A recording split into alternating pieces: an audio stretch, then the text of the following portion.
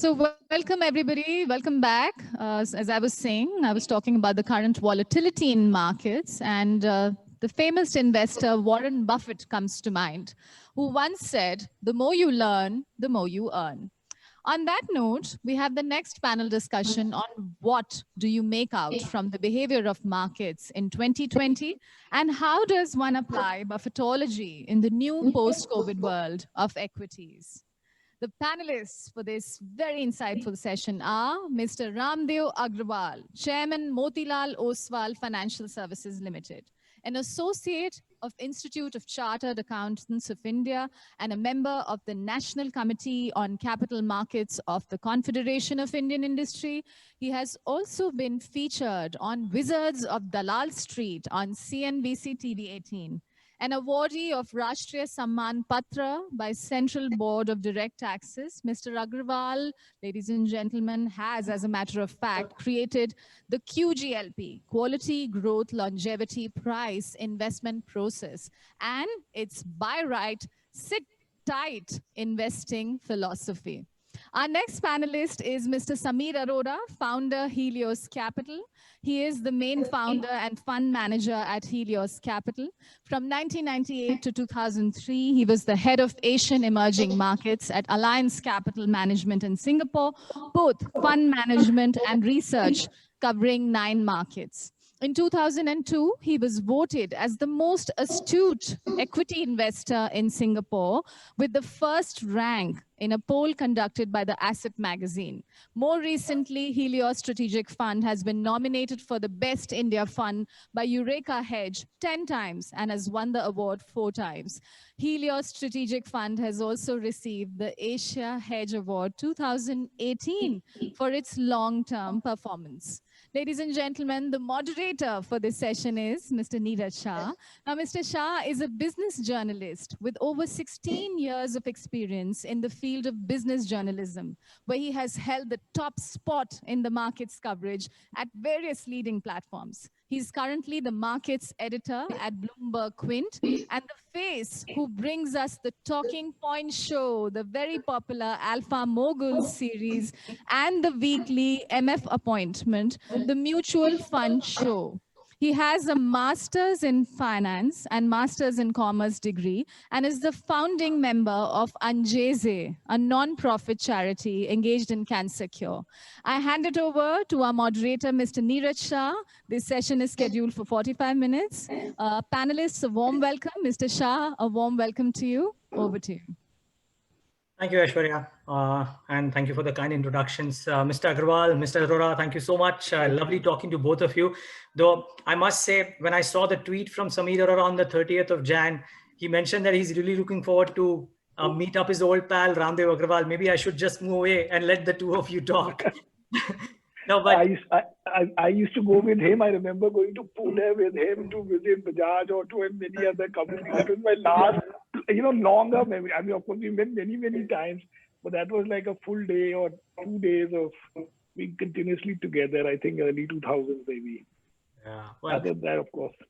Safe to assume, Sameer, that for the last 12 months last 11 months, because you are holed up in Singapore, or not holed up really, you are in Singapore, we are in Mumbai, those opportunities wouldn't have come in. But let's cut to the chase. And the topic that we have to talk about, and I would want as many thoughts from both of you, is what to make out from the behavior of the markets in 2020 and how does one apply Buffettology in the new post-COVID world of equities. Well, either of you can start, but do you reckon we'll have a Berkshire Hathaway meet this time? I guess not. Actually, last time he had it, and I think it was clear that the excitement of the crowd is part of the phenomena. It is not enough to sit in front of a TV screen and say the crowd was the energy. Of course, let him talk because he's the Buffett guru here. Yeah, you want to come in on that? No, I think still this year I don't think it's going to be convened again because we might be much better, but US still is losing more than 3,000 people every day. So there is no question that in May, I mean, very, very unlikely that it is going to happen. Yeah. So yes, it will be, and of course there'll be an online presentation. And last year, in his presentation, he was very bearish. I mean, really scared kind of a situation. He went out of way to present a lot of possibilities. I mean, then he remembered America's last 200-year history and things like that. So it was very unusual. In fact, I was surprised when he was presenting that things don't come to, I mean, there's a health crisis and science will find some way out. And the world is not coming to an end, but it was maybe at his age, at 90, it is very difficult to see these things, you know. I mean, it is very different feeling. And so it was very pessimistic kind of situation. And now market has moved on from there and it is all-time high. It is such a huge all-time high. It is scary all-time high. And yet the corporate earnings performance in US is so strong.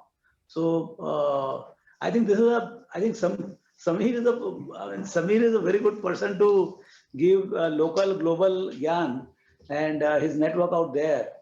But this is amazing. I mean, markets are about surprises, but so much of surprises like death of inflation, death of interest rates, you know, bond yield versus equity yield, the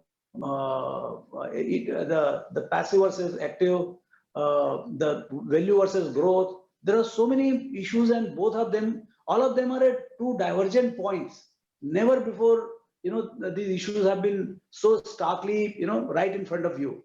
So I think I can keep asking questions to Samir, and you know, but it will be fun to let's do that. Hear him. Yeah. Move out.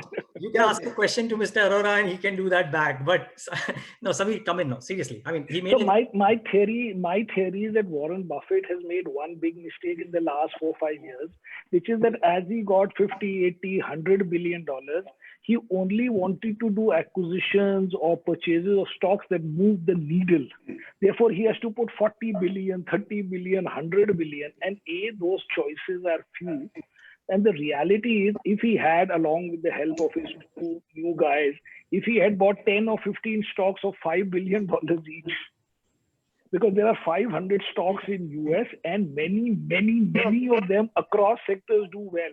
But if you start with a hurdle that I have to invest 100 billion in one stock, you know, that made it that he was sitting on cash throughout, and also therefore the comfort had to be 120%. Whereas if you put $5 billion in 20 stocks, you could have put it with 95% comfort rather than 120% comfort that you will need if you put everything in one. And that he missed, because actually as a group, they had all these stocks. They had Amazon, they have everything else, but in smaller quantities, because he did not agree with his own guys in some sense. Yeah, I think one of the things was that his allocation to equities, because see, your allocation can be wrong. You might be buying X and the Y might be moving. So there could be some gap between the index performance and your performance. But being not in the equity market. Yeah, exactly. So, and the S&P, that whatever ETF they have is so deeply liquid that if you have $100 billion of cash, you can, while waiting, at least you buy that, and whenever you find a big one, you can finish up in one day. So but then not participate in equity. And this is the ultimate bull run which he has not participated with, sitting with $125 billion. I think that's where somewhere I think he erred in that. And second is that meanwhile, the fixed income return became zero. So the contrast was even worse. I mean, this side your equity is giving 15% and fixed income is giving zero. So I think he lost out of big time out there. So what does that, I mean, what does that or the behavior of 2020 kind of tell you? Because I remember one comment each from both of you in your respective interviews to me. I'll come to Mr. Arora's comment in a bit. First to Mr. Agarwal's comment, wherein he mentioned that because it's just so difficult to time the bottom, that the last 15-20% of the bottom belongs to the person who stayed invested. What did 2020 kind of tell you? Because at the peak of maximum pessimism, we were already well beyond the bottoms. Mr. Agarwal? Yeah. So what is your question?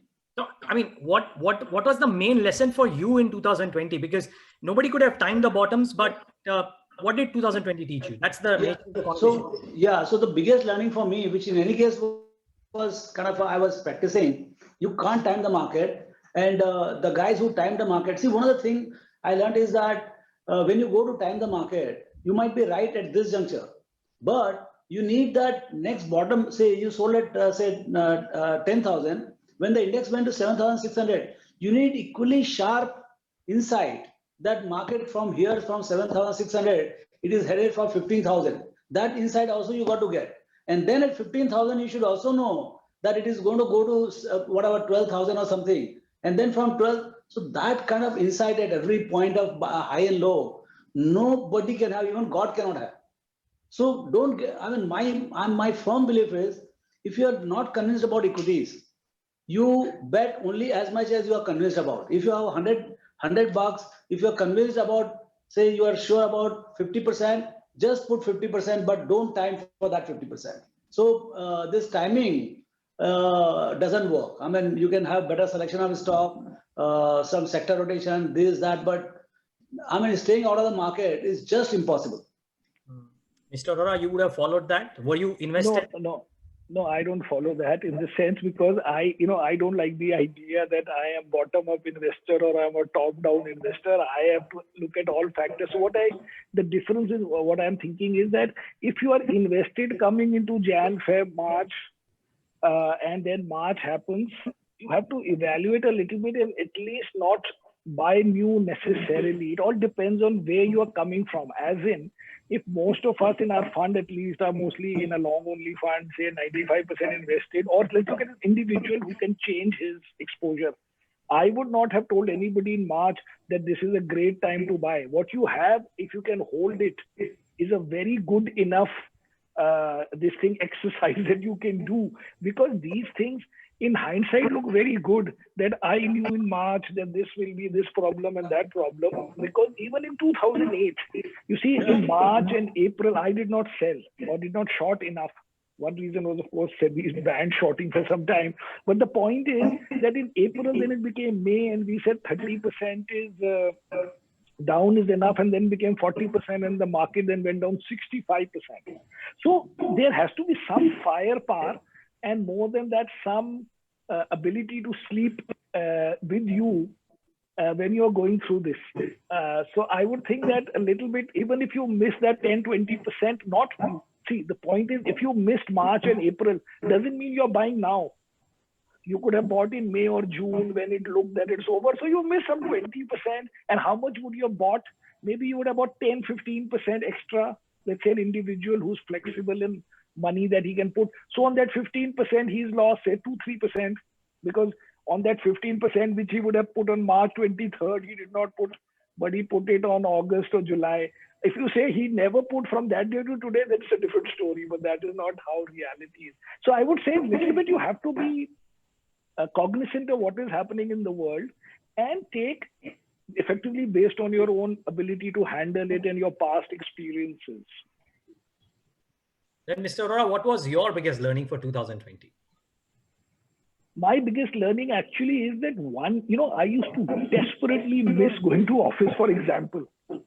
And one day you have just left it in the middle. I was in India and then I came back and I never went back for 3 months, 4 months.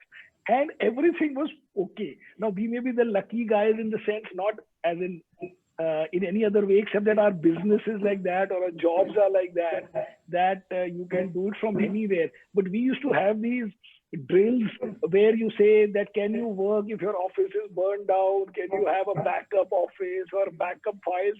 And all that got tested, and amazing in how the world, not forget about us, how the world has been able to handle all these things so smoothly, at least for the 60, 70 or 50% fortunate guys, if not everybody.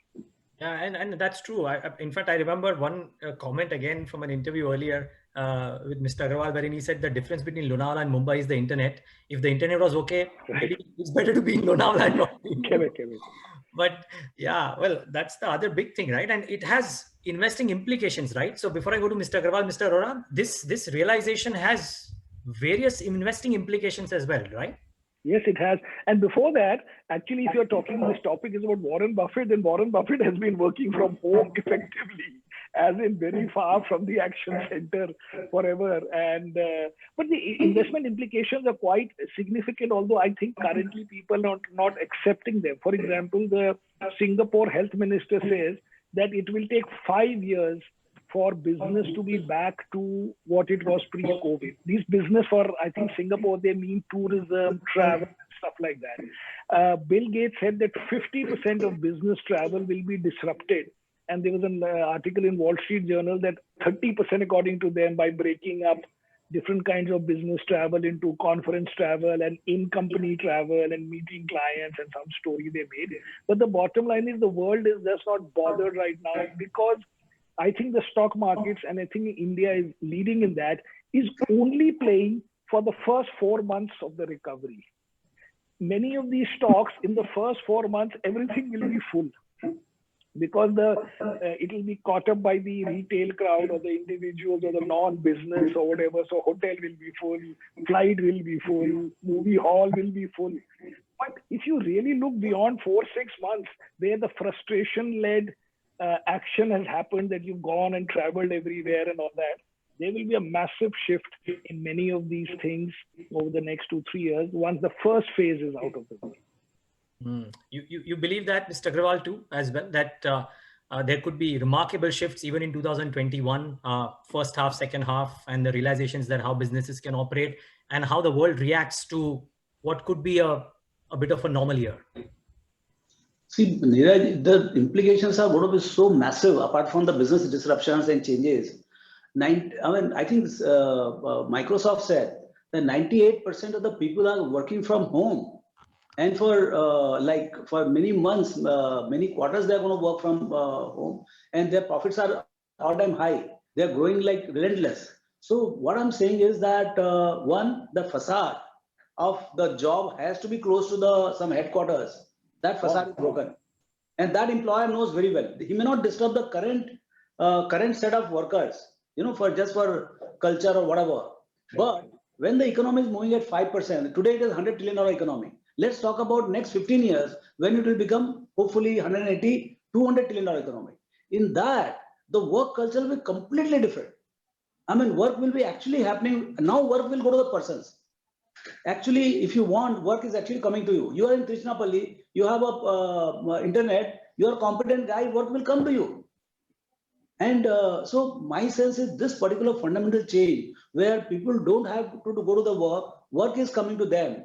Of course, competence is required, education is required, training is required, but I think this is going to change. And that will also mean a lot of cost rationalizations because of these visa issues and travel issues. The cost structure for the same talent in one part of the world is like 10x, and in other part of the world it might be just about 5%, 10% of that thing, and you might get same talent or better talent at 1/20 of the cost. So I think this world is going to become far more flat as we go forward in terms of work culture, and it will have huge repercussion in terms of a lot of corporations' performances, and actually corporate can shoot up. You can ask the Indian companies also, forget about Microsoft, TCS, HCL Tech. I ask them every time. They're all committed to 50-75% from home. And this difference in cost, even within India for Mumbai versus some small town somewhere, those costs will also be lower for employees, for companies. These are massive things. Also, I come to India, say 8 times a year. Of them, 2-3 times were because I was to attend conferences where I would go into a hotel. Not that I am going to that guy's company's plant or somewhere. I am going to the hotel, and Ramdev Agarwal, wearing his other hat, would meet me at Trident, let's say, as a company representative. Now, why is that too? Why does that need any traveling beyond maybe once a year for that part? So my 3 trips may become 1 if it is on that account. And this will happen across industries, wherever these things are possible, where you are only going for this purpose and not any other. Actually, companies told me that they are very happy with these online conferences. Yeah. They don't have to meet 50 investors. They are happy doing those 2 presentations. Correct. And then you can do once in a while with individually, whoever wants it, both sides. Okay. So distribution of income across geographies and cost rationalization. Now, my question to you is again, just drawing it back to learnings of 2020 and how to apply Buffettology. how do you apply Buffettology here? Mr. Agarwal, let's start with you here. Since there is a new normal, how do you apply Buffettology here? So in 2000, he wrote one piece in Fortune magazine. Buffett wrote a piece, and there he said, the fall in the interest rate or change in the interest rate changes the value of every single piece of asset anywhere in the world. Now we are seeing what it means to be zero interest rate, from 5-6% to 1% or sub-zero in Europe or something. What it is doing to the asset classes. So one, it has made the fixed income in the developed world largely risk-free interest, return-free risk. Okay, now the bulk of the money is getting shifted at a massive, at its own pace, to the equity side.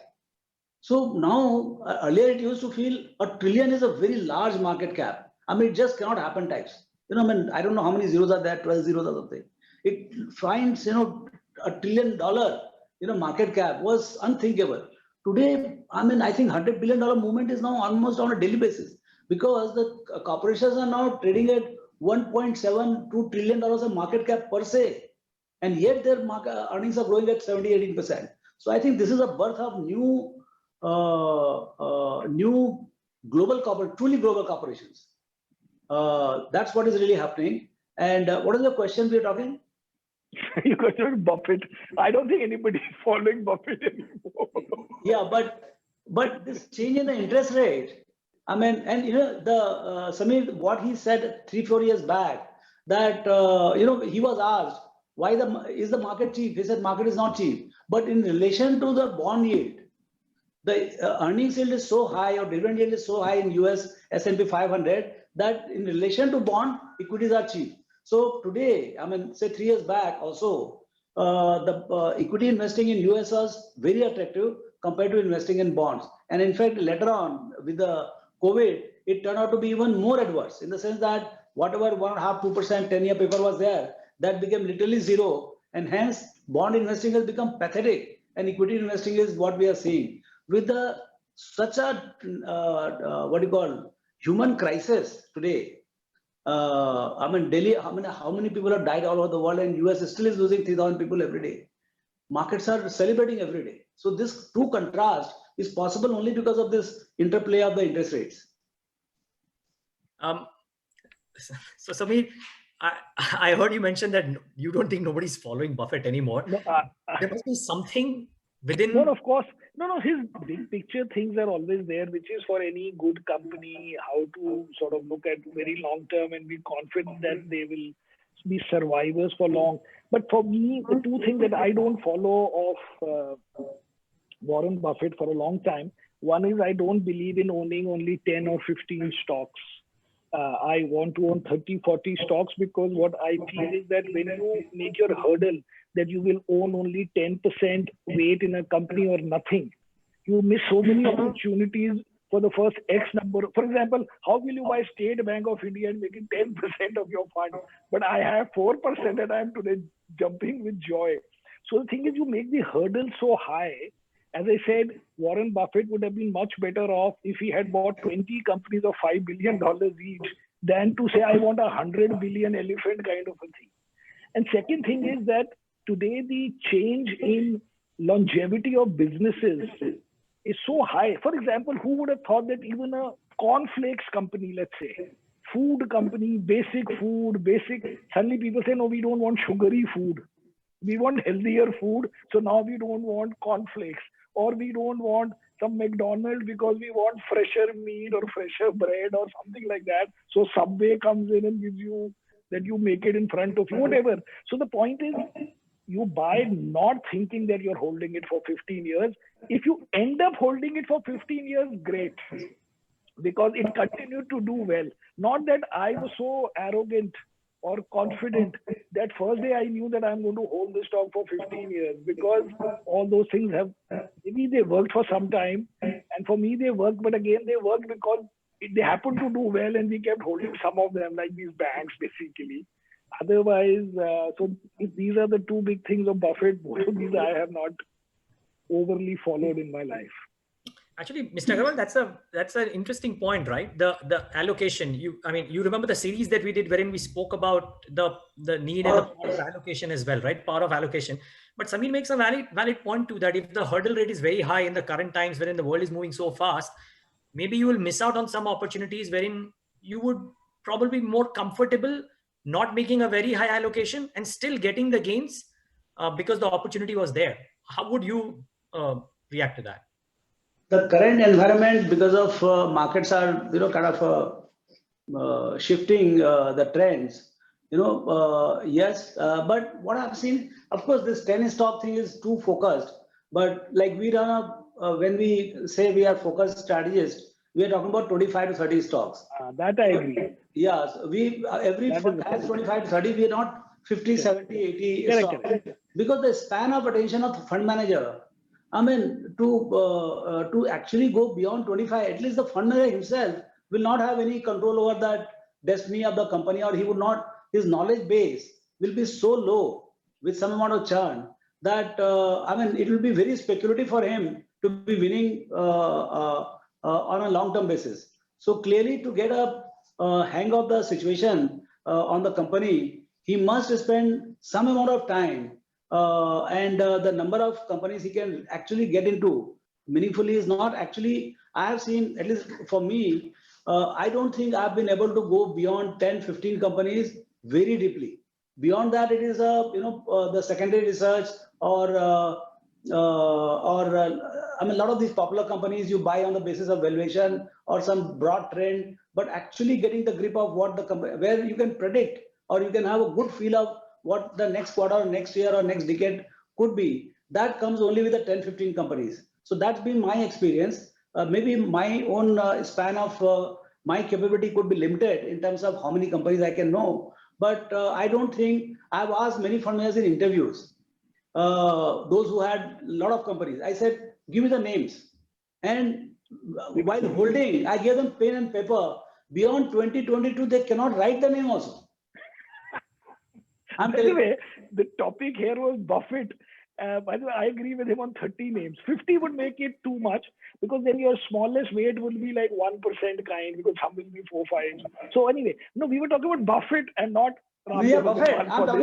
Buffett says, I want 20 punches in my life. No, not punch. That is punches. But basically, he said, when I heard Buffett first time in 95, I had 225 stocks in my 10 crore portfolio. That I cleaned to focus portfolio. For me, focus portfolio with 15, 20 companies. At that point of time in my 10 crore portfolio. So that not having too haphazard a portfolio. 220, of course, is too much. Correct. Yeah, so even 100. But by the way, Peter Lynch used to have more than 100 stocks. Yes. And he used to beat the market by like nearly 15% per annum for some 14 years. So, but because the smaller ones both had small weight and small influence, so it's as if you put aside 5% of your money in an index kind of thing. But broadly speaking, my debate is only with the 10 stock versus the 30 stock. No, and it could be when you have private money, when you are not concerned about the divergence in the performance. See, if I'm a private guy and in 1 year I do 50% plus, and next year I actually underperform by 50%. It doesn't hurt me with my money. Correct. Actually, till 2007, and when I was not having public money, actually, I used to come to know after 1.5 years that I have underperformed. So, Moti used to send me, Ramdev, you're not done well this year. That's how I used to come to know. So, what I'm saying is here, by the time it is, by the hour, people know whether they're doing well or not. With that kind of a performance and public scrutiny, I think running a focused strategy at this point of time is extremely tough. There will be divergence will be very high. What else? You mentioned two things that you don't agree, but I'm just trying to think that with the way the world is currently and the newer regimes that we seem to be following, I saw with avid interest the series of tweets that you put out on GameStop as well. How difficult would it be to apply a lot of the erstwhile investing principles inspired by Warren Buffett and Charlie Munger in the current scenario? No, it's not like that. For many of the companies, because their basic principles were absolutely right, those things are still there. When you're buying any of these consumer companies, tech companies, you are looking at all those things of, some 10-year runway and good numbers and good return, or ROC, ROE and low debt and all that. All those are things are the only thing. All I have concluded is that there are actually not 10, but there are some 70, 50, 80 companies like that. So you, beyond a point, will not be able to differentiate between two good companies. It is easy to differentiate between good and bad. And that good and bad mostly is happening with the same principles that Warren Buffett was doing, or all these guys who do bottom-up kind of research have. It's very similar, that the business should be easy to understand, that the performance growth should be visible, that management has exploited the environment and opportunities to grow and all that kind of stuff. The only thing is, in the end, what do you do? That is the only difference really between him and others, because he got, I should not say lucky, but he got lucky in the first few concentrated bets. And instead of taking it that he was lucky, he took it as a mantra. And then he failed in many of the later on concentrated bets. So if you had taken all his concentrated bets, but moved the order around, then he would have been a normal investor. It's because the first 3, 4 were so big in terms of returns and visibility. But what if he had if he had Wells Fargo in the beginning of his life, or the Tesco, or some of the other ones, the Kraft, or IBM. So then he would not have become as big. Interesting point. Mr. Agarwal, you want to respond to that? Not respond really, but do you have a thought on that? Yeah, so, you talk about this GameStop and whatever is happening right now, Robinhood culture of investing. They are not investing, they are speculation, pure speculation. Sure. Buffett is pure about investing. Yeah, speculation is nowhere in the picture. So, bringing that subject of whether he would approve of it, what principles apply to this speculation. Actually, Ramdev, that was not even speculation. That was an ego trip of the public. It was an ego trip to say, I don't care for returns. I have to make a point.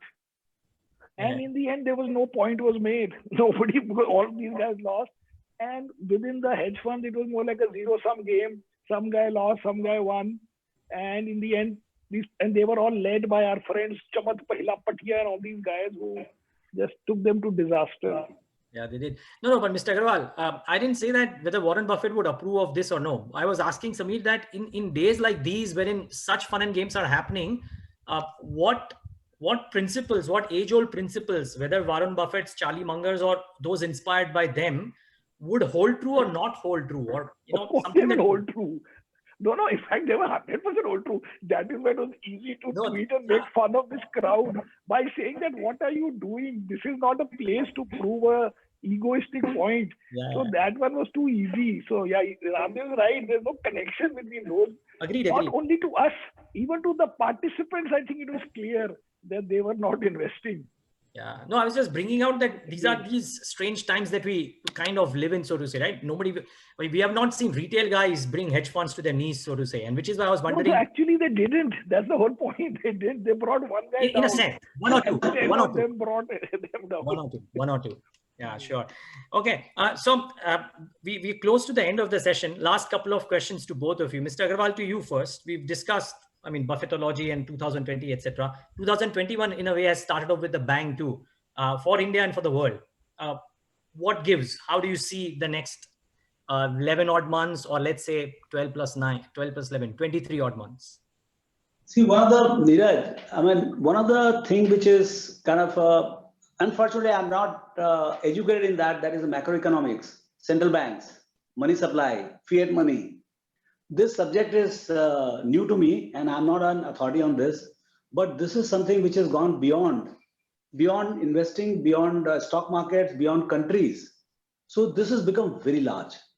And inflation not behaving the way it should have in the conventional way, and hence low interest rate for not only low, also for long. So, how now India finally has joined the race of printing money in this budget. They did 9.5%, and now next year they're talking about 6.8. God knows where we end. So now we are going to really print. Now, this is a country which never printed money. Actually, in the last 10 years, we never printed money in a meaningful way. So what impact it is going to have on the it's a bukha country. I mean, like this is a country which needed liquidity, which needed money, and money is being worshipped officially here. So this is the only country where Lakshmi Puja happens. So what I'm saying is that you are going to see the play of liquidity, low cost liquidity, and global liquidity pouring into. See, the moment India starts growing at 10-12%, and it flows into the next year, the world will look at India. And since it is a completely digital economy, and the money, the hot money, or say the investable money worldwide is running into multiple trillions. So that money, I mean, you can imagine, US is today $42 trillion of market cap. If they sell 1% also to put in India by chance at the peak of India's this thing, you cannot accommodate it here. I mean, so what I'm saying is and India is as much in the global central stage as any other country, and this market is famous. So, and all the Indians are sitting in all those global houses. That is the beauty. Those guys, they are very much Indians at heart, though they might be sitting in global fund houses. So what I'm saying is the connect of India is huge, and this entire, provided the show happens here, we actually grow at 10-12%, and you see the fun of where the market goes. What this second force is the digitization of KYC in India. I mean, this I can say because I am running a broking house here. Now it takes exactly 10 minutes to register a client and start him trading. And for last 7 months, 10 lakh customers, 1 million customers coming every month. We got, Mudra House alone got 2 lakh customers in last quarter, Sameer. So what I'm saying, and it is a cumulative character. It is not that they're coming and going. It is cumulative. And so this is one force. Second is the global flow, which you are seeing in any case. Third is the actual earnings growth, which is going to come because of this 10-12% kind of GDP growth rate. So it's a very potent, kind of and liquidity is being printed by, central banks. So I would think that we are in a very, at the same time, valuation is not very, very cheap. One time GDP already there, 200 crores, it has crossed, and our GDP is just about 200 crores. So we are already starting this show at one time GDP. So I don't know, GDP. Market capital GDP is one time. So this is very unusual. You are starting literally at the top kind of a situation. How far there is to go? But I think since US is trading at 2 times of GDP, so I think it's a new chart for the India also to trade up if we are able to build corporate profits. Sameer, this final word to you. Same question really. How do you see the next 11 to 23 months? So my theory is that we don't need to say that India is the hottest thing ever and this is the best time ever to be bullish on India. If I was to say with confidence to the world and to the Indian public that you will make, say, 15% per annum, nothing else is going to give you 15%. You will be as bullish as you should be. And then if you get 40%, we will not sell off at 15% and say, sorry, we are only so decent that we only wanted a 15% return. So the point is we will take any extra returns that come. But the point is you can be sufficiently bullish without feeling either that this is 2003, this is the start of the golden era. You don't need all that. So let us not think of that, because then somebody will poke a hole in some point. Broadly speaking, you look at interest rates, you look at government intent, you look at foreign inflows, you look at the fact that for the last 5-6 months, actually mutual funds have redemption. So you can't say everybody's in it. And you will have a 2 level of recovery. One, because you're comparing to last year, which anyway would have had. And second is because now the government has become more sort of fiscally loose. And therefore that will be an extra boost on growth and everything else. And plus nobody's taxes have been increased and all that. So even that alone would have been worth 5% move in the market maybe, particularly after the weakness coming into the, so there is no need to become more bullish. This is enough bullishness to put whatever bags you can. The rest we take as it comes. Well, and it'll be interesting the next 11 months. But gentlemen, today, thank you so much, Mr. Agarwal, Mr. Arora, for giving us such lovely insights. Thank you. Yeah. Aishwarya, over to you. Thank you very much, Mr. Shah, for moderating and steering that session so brilliantly. Thank you so much. It was truly wonderful. You brought the best out of our eminent panelists. I thank Mr. Agrawal and Mr. Arora once again. And now that we have a brief insight on the behavior of the current markets, it is also important to understand the arenas of investments available and how we can win over the risks associated with them. And for that, we have a very special speaker who's going to be coming on board, Mr. Vaibhav Sanghvi, who's the co-CEO and portfolio manager of Vendus Capital Alternate Strategies. And ladies and gentlemen, just give us 2 minutes. We'll get him online and then we will get the show going and continuing. Thank you so much.